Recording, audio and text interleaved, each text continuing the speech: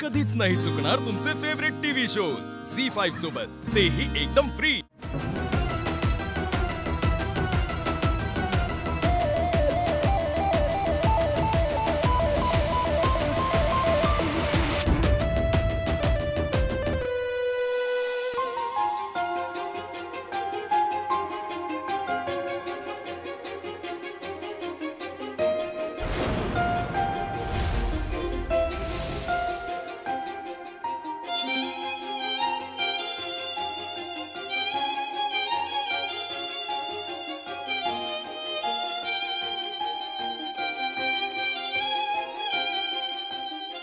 हे लक्ष असतं तुझं?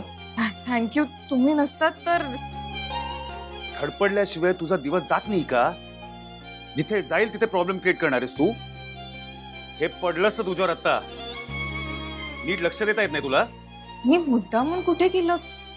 चुकून धक्का लागला असेल माझा। चुकून नाही, तू स्वतः पाडून घेणार होतीस। आणि किती वेळ वाचवायचं मी तुला? मग कशाला आलात? मी थोडी बोलवलं होतं तुम्हाला। रिअली ना? मी नसतो आलो ना तर तुझं काय झालं असतं कळतंय तुला? तुम्ही मला वाचवलं त्याबद्दल मी तुम्हाला सुरुवातीलाच थँक्यू म्हणाले ना। तुम्हाला ना काहीतरी कारणच हवं असतं माझ्यावर ओरडायला।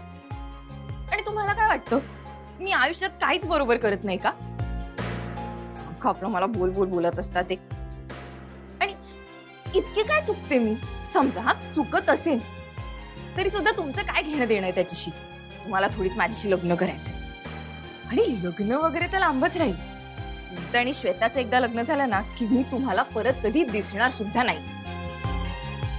आणि मला सांगा, तुमच्या आयुष्यातली बाकी सगळे आहेत ते का एकदम परफेक्ट आहेत का? कोणी कधीच चुकत नाही? त्यांच्यावर ओरडता का? काही झालं की आपलं मला बोलत असतो। श्वेता पण मला आवडणार नाही असं वागते, पण मी तिला सॉरी म्हणणार होतो। तिच्या जागी लीला असती तर मी खरंच फक्त चिडलो असतो।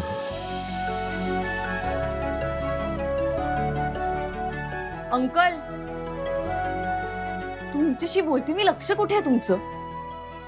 खरं तर ना मला आवडतं तुम्ही माझ्यावर ओरडता ते। निदान मनात तरी काही ठेवत नाही ना। आणि मुळात तुम्हाला मी तुम्ही ओरडण्याच्या लायकीची वाटते हे काय कमी आहे?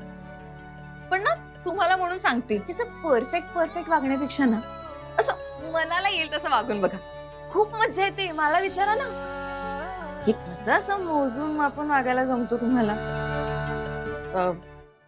नाही सॉरी, मी जरा जास्तच बोलले का? उद्या तुमचं लग्न आहे आणि माझ्या बोलण्यामुळे उगाच तुमचं मूड ऑफ व्हायला नकोय मला। सॉरी, मी नाही बोलत ते, तुम्ही जा। पण अंकल, खरं सांगू का, तुम्हाला वाटतं तितके काही परफेक्ट नाही आहात तुम्ही। तुमच्यात पण एक मोठी कमतरता आहे। ओळखा पाहू? This is complete nonsense. हेच स्माइल। झी5 ॲप डाउनलोड करा आणि पहा सर्व एपिसोड्स एकदम फ्री।